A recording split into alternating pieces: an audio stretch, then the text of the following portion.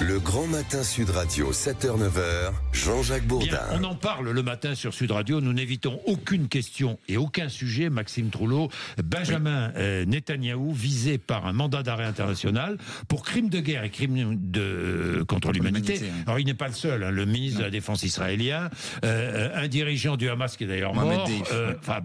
Le porte-parole du Quai d'Orsay était dans l'embarras hier. En France, car la question qui se pose aujourd'hui après la publication de ce mandat, les pays de la CPI, cette cour pénale internationale dont la France fait partie, vont-ils respecter ce mandat d'arrêt? Alors, si Benyamin Netanyahou entre en France, la question se pose, sera-t-il envoyé à La Haye ensuite, et avant d'être arrêté? Le porte-parole du ministère des Affaires étrangères, Christophe Lemoine, a eu quelques difficultés à répondre à la question d'une journaliste hier en point presse.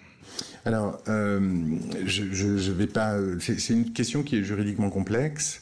Encore une fois, je serais heureux de revenir avec vous sur ce sujet-là. C'est un point qui est juridiquement complexe, donc je ne vais pas faire de commentaires ultérieurs aujourd'hui, mais je serais heureux de pouvoir revenir vers vous précisément. Encore une fois, c'est juridiquement une situation qui nécessite beaucoup de précautions. Oui, c'est une réponse. Et non pas une question qui est juridiquement complexe. C'est complexe. Quel embarras, mais pourquoi ne pas répondre à la question? L'Italie a répondu à la question. Oui, mais c'est pas super clair non plus, Jean-Jacques. En Italie, le ministre italien de la Défense a dit oui. Par contre, son collègue des Affaires étrangères s'est montré beaucoup plus prudent. Nous évaluerons avec nos alliés la manière de réagir et d'interpréter cette décision. Finalement, on ne sait pas vraiment la position de l'Italie. Du côté des États-Unis, aucun embarras. Joe Biden a carrément jugé scandaleux ce mandat d'arrêt, tout comme l'Argentine. La Grande-Bretagne, pareil, en disant notamment qu'Israël a le droit de se défendre. Le Parlement tchèque a carrément annoncé la suspension de son adhésion à la CPI suite à la décision contre les dirigeants israéliens. Oui, on n'est pas surpris par la réaction du Parlement tchèque et des Tchèques. Bien, qu'est-ce que vous en pensez? Les réactions des pays sont pas surprenantes. Chacun réagit en fonction de sa position politique. Oui. La question est de savoir si le CPI est légitime et juste, ou s'il est si sa décision est politique, ou s'il est subjectif dans sa décision, si elle est politique. Voilà. C'est la question qu'on peut se poser. C'est la question qu'on peut se poser. Cette instance est-elle juste? Auquel cas, est-ce que vous savez il que faut le la juge, respecter si c'est le cas. Vous savez que l'un des juges qui a pris la décision est israélien. Oui. Vous savez que ce juge a été ambassadeur. C'est très intéressant. Il a été ambassadeur pour Israël. Arlette.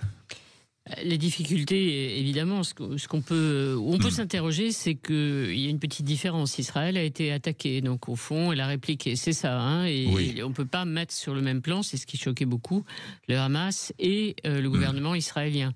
En même temps, la difficulté, c'est effectivement quand on respecte la CPI, mandat d'arrêt international contre Vladimir Poutine, ou contre celle qui est en charge des droits de l'homme ou des enfants en Russie. Donc, au nom de ces mandats d'arrêt, on dit que, évidemment, Poutine est interdit, on le voit bien, un peu partout sur la planète, et quand on organise des sommets, on lui demande de ne pas y aller, parce que... il risque une arrestation. Il risque une arrestation. Donc, c'est ça la difficulté. L'embarras de la France, il est là aussi, Il y a les deux éléments. Il y a Israël qui a le droit de se défendre. Jusqu'où va l'État d'Israël? C'est la question qu'on se pose évidemment à Gaza. Et puis en même temps, le respect des décisions de la CPI, quand elles s'appliquent à d'autres, on n'a pas envie de faire effectivement on est plaisir membre à de la Poutine. CPI Et on respecte les décisions, pas. ou alors on quitte la CPI, me semble-t-il. Enfin, je sais pas. Et puis surtout, il y a toujours l'utilisation de certains mots qui reviennent et qui sont excessifs, ou en tout cas mal placés. Là, la réaction immédiate, ça a été antisémite. Oui. Tout de suite, le mot est venu. Donc, ça discrédite celui qui le prononce, parce que c'est Netanyahou qui a parlé d'antisémitisme. Politiquement, la CPI peut être un peu influencée, mais sûrement pas fondamentalement antisémite. Le mot ne convient pas. Tous ces mots sont outrés depuis quelque temps. On parlait Arlette parlait du mot pogrom utilisé en Hollande. Ça n'a rien à voir avec les pogroms. Enfin, les mots disent quelque chose, ont un sens. Et on a maintenant, avec les réseaux sociaux, tendance à balancer des mots définitifs comme ça, qui finalement perdent toute substance. Le mot antisémite, c'est un mot grave quand on l'emploie, et maintenant il devient banalisé. Ça, c'est une réflexion que je partage totalement. Oui, vous aussi, Arlette. Alors, l'idée, c'est aussi effectivement que, d'ailleurs, le ministre de la Défense israélien n'est plus ministre de la Défense. Non, il a été renvoyé par effectivement Netanyahou parce qu'il considérait que les opérations militaires, au fond, avaient porté leurs fruits et que les dirigeants du Hamas sont effectivement éliminés. Ce qui est vrai, puisque celui qui est encore poursuivi, Mohamed Def, a sans doute été éliminé. Donc, au fond, la position de principe de la France, c'est on respecte les décisions de la CPI, mais à la question, si Netanyahou venait en France, qui paraît assez difficile quand même, compte tenu des relations et des positions d'Emmanuel Macron, est-ce qu'on irait jusqu'à l'arrêter ? Là, effectivement, il faut attendre des précisions sans doute du ministre. Il m'étonnerait qu'Emmanuel Macron l'invite. Oui, et puis ça m'étonnerait aussi que Netanyahou ait envie de venir en France. En même temps, on voit bien la position du président de la République est toujours compliquée. On regarde d'un côté une communauté, les Juifs français, et mais les Français musulmans. Et c'est difficile. Mais évidemment. Merci à tous les deux. Il est 8h30. Vous êtes sur Sud Radio, 0826 300 300.